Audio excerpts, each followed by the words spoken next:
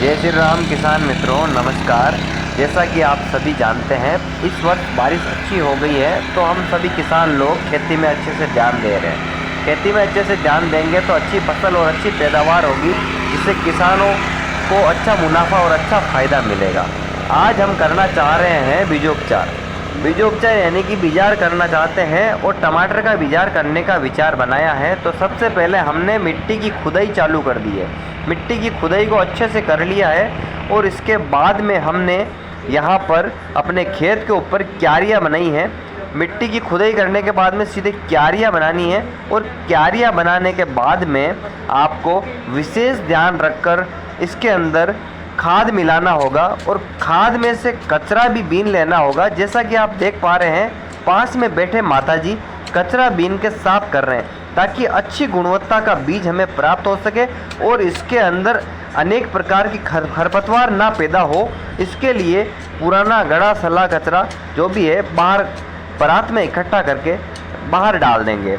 अब आप देखिए खाद को मिलाने का तरीका, खाद डाल दिया है और इस प्रकार मिट्टी की खुदाई करके इस खाद को मिलाया जा रहा है। जैसा कि आप सभी जानते हैं, विशेष रूप से जिस बीजोपचार करने के टाइम में जिस तरीके से गुणवत्ता अच्छी मिलेगी तो ही हमें रेट मिलेगी, अन्यथा रेट नहीं मिलेगी।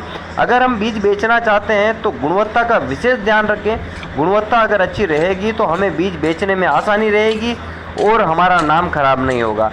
सबसे बड़ी चीज़ होती है गुणवत्ता की। गुणवत्ता की बात करें तो सबसे पहले हमने इसको अच्छे से खुदाई की है। खुदाई करने के बाद में अच्छे से 3 दिन इसके धूप लगाई है मिट्टी के। 3 दिन धूप लगाने के बाद में हमने इसको अच्छे से खाद दे दिया है। खाद देने के बाद में सारा कार्य रेडी होने के बाद में हमने यहाँ से बीजोपचार चालू कर दिया है।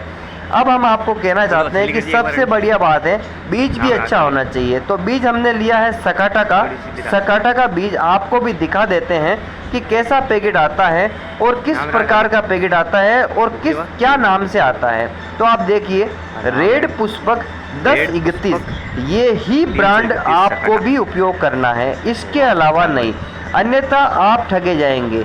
अच्छा ब्रांड है, मैं वर्षों से यूज कर रहा हूँ। बहुत ही अच्छे टमाटर लगते हैं और इस प्रकार टमाटर खट्टे भी रहते हैं और इस प्रकार के टमाटर अच्छे भी रहते हैं।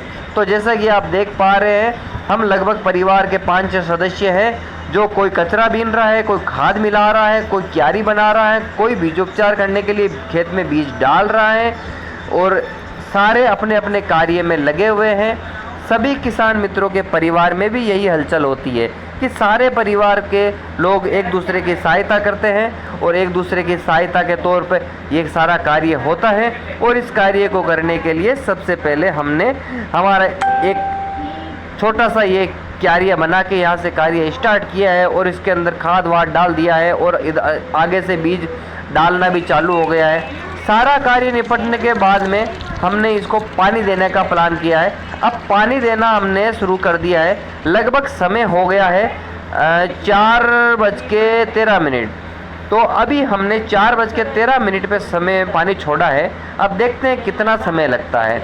हमने पानी की स्पीड बिल्कुल धीमी रखी है। धीमी रखने का सबसे बड़ा कारण यह है कि पानी जब तक धीमी गति में नहीं जाएगा तब तक बीज बह के आगे चला जाएगा। तो पानी का विशेष ध्यान रखना है, पानी को स्पीड से नहीं देना है, चाहे समय लगे तो लगे।